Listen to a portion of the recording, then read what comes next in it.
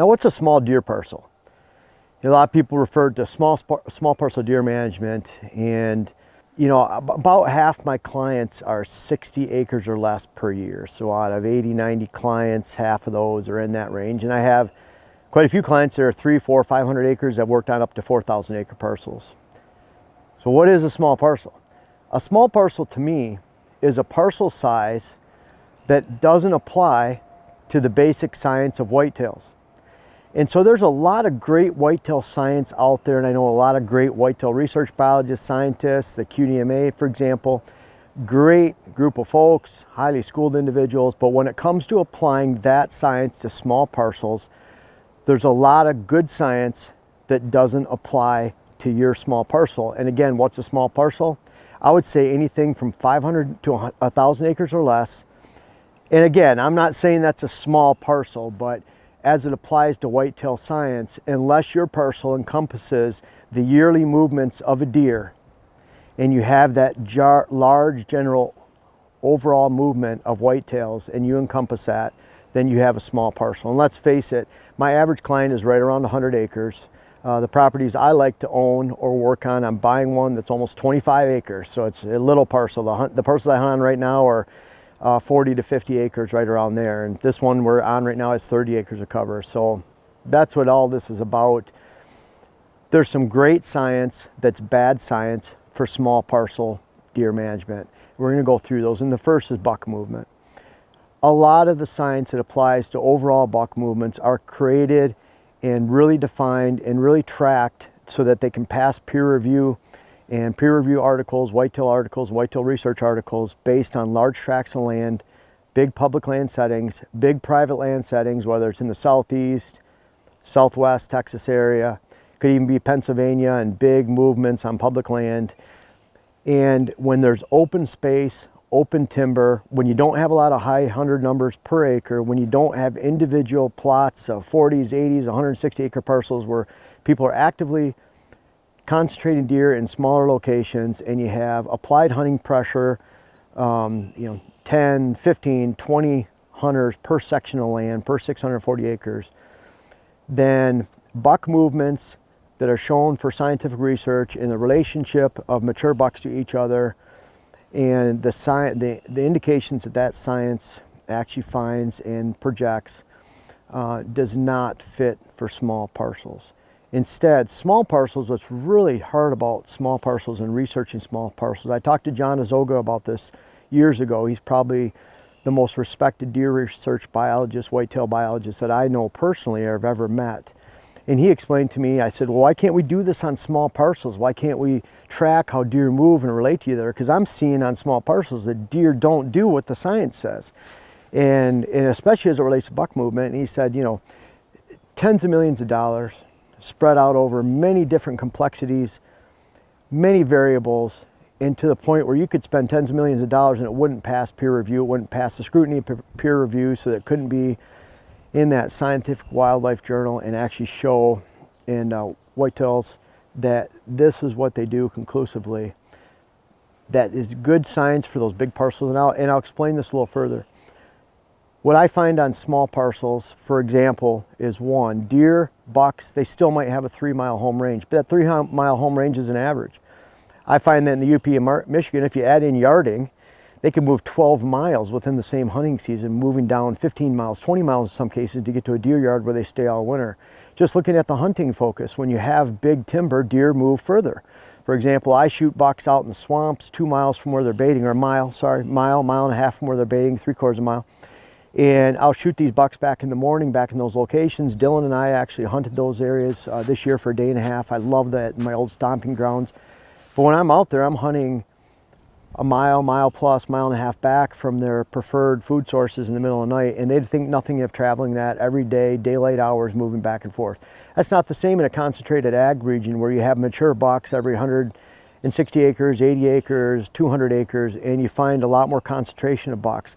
The differences in daylight versus nighttime are huge. For example, around here where it's 50-50 ag and some type of cover, we're looking at bucks that traditionally for the entire season might only move 300 yards during the daylight period, where they're moving from their bedding to their afternoon food source, and that's about a 300-yard movement, 200-yard movement, 400. When you get into northern Ohio, that movement might be 150 yards. What you're doing is you're looking at, on small parcels, just managing the level of movement during the daylight hours. You don't care how many square miles they move at night. It all boils back during the day. And what I find in large areas, large wilderness parcels, large public land holdings, large tracts of hunting land, where you don't have that moving, all those moving parts of food plots, hunter management, individual landowner management, and hunting pressure, I find that in those areas, those deer might move three square miles during the day. It's a lot different, especially rutting time. I'll find in southern Ohio, where I used to hunt on public land a lot, those deer can move miles during the day. Here they might move miles, but it might be in the same 20 acres. They're more confined, and for that I find you can actually fit more mature bucks on a small parcel. You can have a 30, 40, 50 acre parcel that is the herd influencer for the entire region, for the entire neighborhood, because that is the only parcel that attracts the focus and the daylight focus of mature bucks in the area, because all the other parcels have too much hunting pressure. They have too many does. They don't have fall or winter cover. They don't have fall or winter food. So by the time you add it up, there's very few parcels, I believe less than 5% in a given neighborhood in general hunting conditions, that attract the daylight attention of mature bucks in the area. And I find that mature bucks are a lot more likely to concentrate and be on top of each other in a small setting like that than they are willing to expose themselves to hunting pressure and general human pressure on neighboring parcels. Buck movements, great science for big areas, doesn't apply to small parcel. And it'll almost be discouraging if you look at, I can't hold this buck, I can't hold this medium-sized buck, a middle-aged buck to 2.5 or 3.5-year-old that I want to promote to the next age class, or I want to hunt. I can't hold them on my parcel. Folks, I'm here to tell you, I see some of these same bucks over and over again. I can honestly say that daylight focus, some of the mature bucks I'm after even this year, including the split barrel buck, 10 point, we have one that has 2 split part G2s. I'm looking at him to expand this year. They should all be 4 to 6 years old. And those bucks are on the property, daylight, or focusing on the property, depending on what property we're on, a large percentage of the season, and you can impact the neighborhood positively. And it's an example of great science that doesn't apply to small parcels. Now, wind studies is another one I'm going to pick on a little bit. Some great wind studies. There's one out, I think it's Penn State University, that they completed wind studies on it. And it shows that mature bucks, deer in general, move a little bit more, not a huge amount more, but a little bit more when it's windy. And there's a lot of explanation for that I believe didn't go into that study. And I've tried to question and follow up about that study. There's a gal, I think out of Penn State University, that put that together. So that study comes out, it hits the online hunting forums, and everyone's talking about, we need to go out when it's windy because these bucks are going to move. So they're up on a knoll somewhere, hanging onto an oak at 50 miles an hour, and they don't see anything. Now, I'm not here to say that big bucks aren't going to walk past your stand when it's windy. What I am going to say, though, is that for me, deer have a purpose when they move. They're either rutting, they're either seeking shelter, they're seeking food, they're escaping, but they have a purpose. What I find is a couple of those apply to whitetails when they're moving, is they're escaping and they're seeking shelter when they're moving during the wind. And let's face it, you know, out here where we have hill country, we do see that there's a lot of movement when it's windy. Let's say the backside of a front, it's heavy northwest winds, we see mature bucks congregating on the lee side of the ridges, and I've shot a lot of bucks in those conditions. The temperatures drop 25 degrees over 2 days. The conditions are clearing, meaning the wind and the rain is scooted out of there, so the deer feel like they can get on their feet. They're hungry, they've been stressed out, they've lost energy, they miss feedings. They're on the lee side. Now you add the end of October and November, you're putting 80% into the quiet area of the land, maybe on the backside of a conifer swamp in flat land, the backside of big switchgrass, native grass fields. But they get into those quieter areas where the wind's broken down, not to say it's not still windy, but on the lee sides you can almost eliminate the wind, but the wind's howling up top. But now you throw all those deer into a can in a small area, end of October, early November, the rut's on, and they move a whole lot. And so, great science for big areas. Deer, I do believe, move when it's windy, but it all goes back to what is the purpose that they're moving for? Is it for rutting activity? Is it escape? Is it shelter? Is it food? There's a reason. So a lot of times when you see these studies or anything, you ask yourself why. When you see deer moving on a big parcel of public land, why are they moving? It's because on public land there's a lot of distance in between doe family groups, quality food sources, quality cover sources, so their daily lives really expand when they're in big wilderness areas. They greatly decrease when they're in especially heavily managed small parcels. So another example, wind studies. I encourage you to go out and hunt, look for that lee side on your property. You might find a big pocketed deer. Great science for big parcels. Wind does move deer, but bad science if you'd apply it and just say you find the windiest spot on your property and go out and hunt. Bad if you think that you're going to be in your favorite tree stand that's exposed to the wind. Sure, you can never say never, but my bet's on finding the quiet spot during the hunting season. The third one, you can see I'm standing by this camera right here. We completed a deer census study here a couple years ago. A deer census, the scientific models for a deer census show August, September. Again, that relates to big parcel management, where you can watch deer from year to year and you can gauge that difference.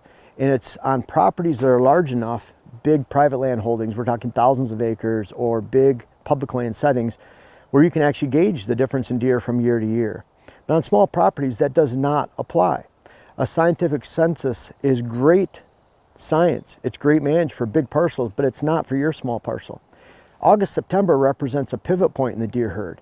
It's a moving part. If you have great parcel management, if you have great deer herd management, then your deer parcel will actually collect and hold bucks and increase deer numbers overall, including does and fawns, young bucks, as the season progresses.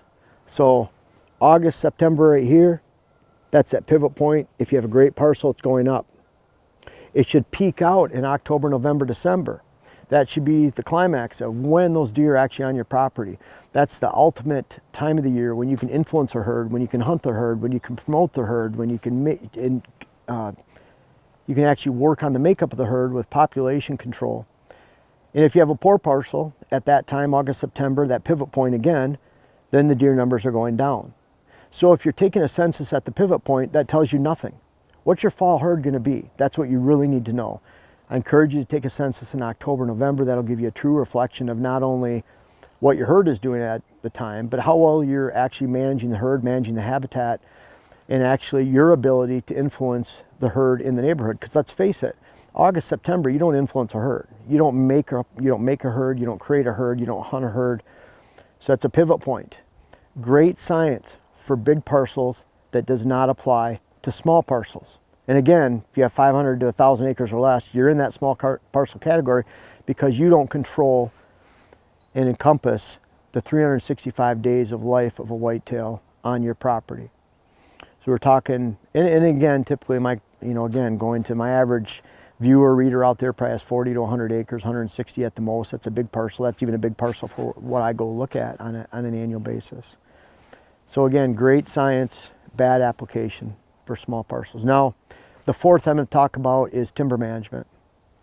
Timber management is a real sore spot on my end because I go to clients that have had their property for 10 years and they've done nothing but manage boards per foot at the recommendation of a forester conservation. Now those people are making good recommendations if their overall values are boards per foot.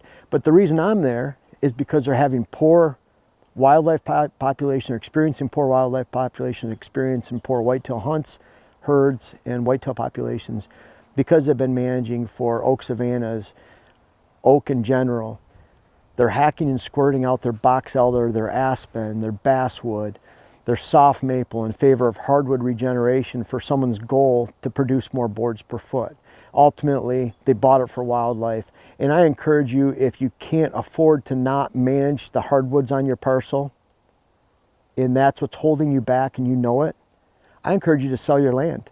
Go buy a better parcel. Go buy something smaller that you don't have to manage. I'd rather have, personally much rather have 40 acres of junk where I have all this box elder around and I have goldenrod ragweed. I'm adding switchgrass to it. I have soft maple, some fir, some conifer mixed in.